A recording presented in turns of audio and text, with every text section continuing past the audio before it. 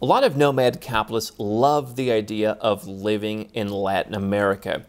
There are some of the comforts and familiarities of home. The time zone is consistent if you're doing business in the US or Canada, and it's just a fun place to live. But the Americas aren't known as one of the safest parts of the world to live in. And so if you're looking for both safety and the low tax rates that we talk about here at Nomad Capitalist, there aren't as many options, but today I'm going to share with you several that you should be aware of.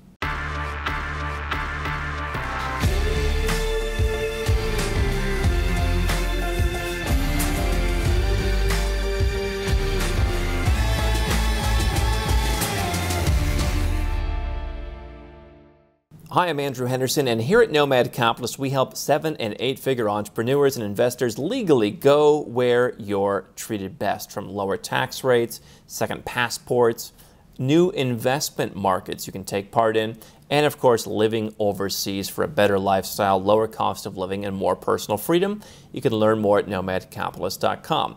Now, Central America and South America are very popular choices for a lot of Westerners to move to. But again, there are two challenges. Number one, people have safety concerns with countries like Mexico or Colombia, which we talk about here. And it's true. Countries like Honduras, for example, have some of the highest murder rates in the world. El Salvador along with it. And so you want to be careful. Now, my position on safety has been that in a lot of places, you can find safety by living in the right neighborhood. Far too often, people compare, moving from Beverly Hills to the worst part of Bogota, for example. I have a home in Bogota. I've been to Colombia many times, all over the country, and I've never had any issues. I take basic precautions. I'm not going to bad parts of town. Perhaps it is not as safe as Tbilisi or Singapore, but I personally haven't had any issues. And I think if you create a lifestyle where you live in the right area, you can do that in any of these different places. Now, some of the countries in the Americas also aren't very tax-friendly, Colombia being one of them, at least if you're living there full-time. And there are exceptions to places like Honduras, where you can live in the Bay Islands, or Nicaragua, the only place where I've had a gun in my face. You can live in the Corn Islands. You can be removed from the big cities. But today I'm going to talk about some of the mainland countries that you might want to consider if you're looking for that Latin American living. Generally speaking, outside of the territorial tax countries like Panama, Costa Rica, most of the tax-friendly, safe options in the Americas are going to be in southern South America. Okay, so we're talking about being relatively isolated from the rest of the world, not really any closer from Santiago, Chile, to the United States than it would be to pretty much anywhere in Europe.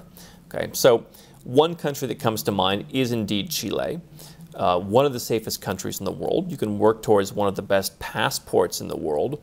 And while tax rates aren't exactly low there, and I think that they're probably going up in the future, there is a 3-year, possibly 6-year tax holiday for foreigners on all of their foreign-sourced income. So if you're looking somewhere to live for a while, Chile is certainly a pretty developed country. Walking around Santiago, you might feel like you're in Vancouver or some kind of very well-kept city.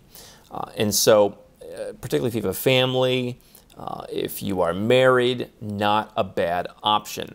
Now, not so far away from Chile, relatively safe country in terms of actual safety. Not sure about the overall perception of the country, but Paraguay. Paraguay certainly has a bit of a black market reputation.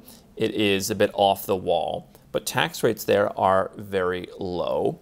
As long as you make a pretty minimal income, you can take advantage of 10% tax rates in Paraguay. Income that you make outside of the country is generally not taxed. Not that difficult to get a residence permit, although more difficult than it used to be to get a citizenship due to too many people talking about it. And so if you want to be off the radar, if you want to be off the grid, I know people who live in Paraguay who feel it's very safe.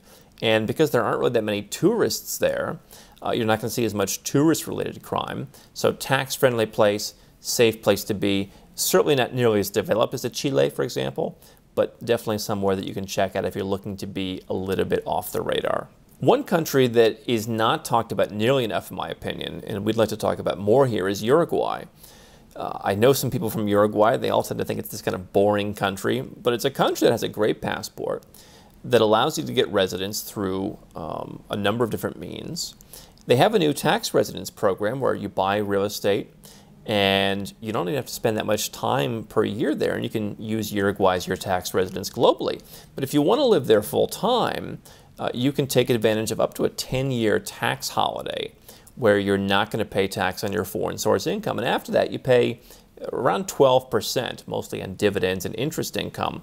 And what's nice is Uruguay is not a fly-speck country. They have proper tax credits and tax treaties, and so you can use that to your advantage to make sure you're not paying double tax. Very safe country, got a lot of coastline, a lot of Argentina citizens are moving there. Definitely a place that could be on your radar if you're looking for a place that's, again, more calm, seaside environment. Perhaps you're looking to make an investment somewhere to live.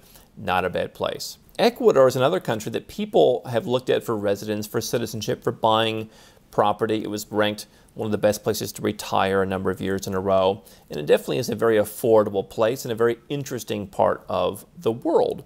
What Ecuador has is relatively non-violent crime, relatively safe, perhaps not as safe as Chile, for example, but a relatively safe place. A lot of people, again, who are older go and live there and really love it and enjoy it. Generally speaking, what you can do in Ecuador is take advantage of certain territorial income tax. The system is a bit more complicated in that you can't necessarily use low tax or zero tax jurisdictions to run your business. But if you have foreign source income and you're paying some kind of tax overseas, then generally speaking, you don't have to pay again in Ecuador. So if you're structuring your affairs properly overseas, you can pay a little bit of tax and then live in Ecuador and not to pay additional tax. Now again, there are some other interesting options in the Americas. Certainly you can go to some of the islands in the Caribbean, from the Cayman Islands to Antigua to St. Kitts and Nevis. Anguilla, which is a British overseas territory, has the tax residence program, very low tax there. These islands, I think, are generally considered pretty safe, especially the more British islands. And so if you're looking for the Caribbean, you can do that as well. We also mentioned, again, the Bale Islands and the Corn Islands, both pretty tax-friendly countries if you structure things correctly, if you're looking to be off the grid. Costa Rica certainly could be a country in Central America that if you're living in outside of the capital city, perhaps in some of the beach areas, Tamarindo, Yaco Beach, could be interesting to consider. They have pretty tax-friendly policies as well. I don't think really any of the Central American capital cities I would call very safe. Panama City, definitely an exception. Tax-friendly Panama City, although not perhaps the safest place in the world. So these are some places where you can consider in the Americas if you're looking to live again in that time zone and that culture. Not as many options for just outright tax-free. As you can see, you're relying sometimes more on tax holidays, but if you like that part of the world, those are definitely some you should consider. How can Nomad Capitalist help you? 4 ways. Number 1, subscribe to our channel and click the notification bell to make sure you get our new video every day. Number 2, get a copy of Nomad Capitalist, the book. You'll learn a lot of my personal experiences over a dozen years of studying this stuff, as well as exactly some of the strategies that you can use to build your Nomad Capitalist plan. Number 3, if you're not sure where to start, but you want to come and learn from my team and I, you want to come and mingle with like-minded people, learn more about our live conference, Nomad Capitalist Live. It's coming up soon. And number 4, if you want some help right now because you've got a burning issue, you need something solved, you want to lower your taxes, get a second passport, or build the Nomad Capitalist lifestyle of your dreams, go to nomadcapitalist.com and click on Become a Client.